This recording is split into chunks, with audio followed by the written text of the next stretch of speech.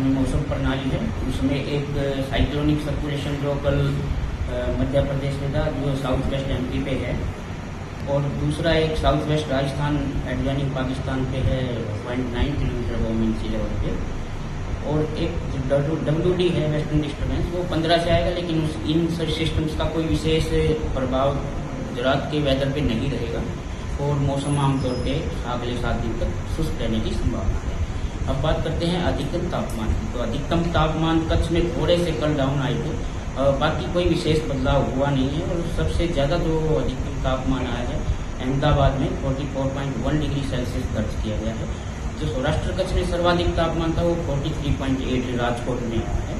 और जो heat wave relies हुई है कल कांडा फोर्ट पे सीवियर हीट वेव रिलाइज हुई है, और पोरबंदर पे हीट वेव, और इसके साथ ही राजकोट में और साथ में ये अमरेली में भी हीट वेव दर्ज की गई है।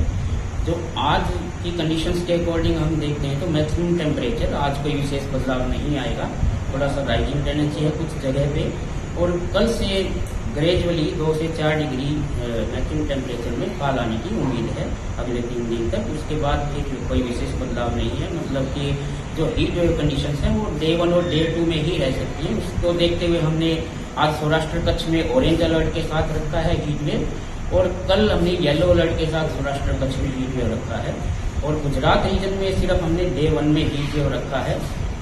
डे 2 से हम हीट वेव गुजरात रीजन से निकाल रहे हैं।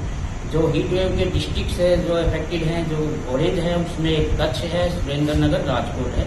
इसके अलावा जो येलो अलर्ट में है पोरबंदर है, द्वारका है, अमरेली है और बोटाड है। इसी के साथ ही गुजरात रीजन में पाटन है, अमार और बनासकांठा है, अहमदाबाद, गांधीनगर, बड़ौदा। आज डे 1 के लिए हम येलो अलर्ट रख रहे हैं। जो मैक्सिमम टेम्परेचर की उम्मीद कर सकते हैं अहमदाबाद का 44 से 45 के बीच में, और गांधीनगर का भी 44 के आसपास रहेगा, जिसकी वजह से हम आज ही वेव एक्सपेक्ट कर सकते हैं। 2 क्राइटेरिया है, बेस्ड ऑन 95 परसेंटाइल और डिपार्चर वाला। इसके साथ जो विंड्स की है तो लोअर लेवल्स पे अभी पश्चिमी से उत्तर पश्चिमी हवाएं चल रही हैं। कोस्टल में भी हम देख रहे हैं तो जो मॉडल्स वगैरह गाइडेंस है उसके अकॉर्डिंगली वेस्टर्ली से नॉर्थ वेस्टर्ली विंड्स हैं, और जो स्पीड कोस्टल में है थोड़ी सी, क्योंकि प्रेशर ग्रेडियंट ज़्यादा है तो ज़्यादा रहने की उम्मीद है, जिसमें कि पश्चिमी से उत्तर पश्चिमी दिशा रहेगी, उत्तर Gujarat coast, south Gujarat coast दोनों में। और जो स्पीड है 15 से 20 नॉट, गस्टिंग टू 25 नॉट की उम्मीद कर सकते हैं। जो मछुआरों के लिए जो वार्निंग दे रखी है वो गुजरात के लिए नहीं है।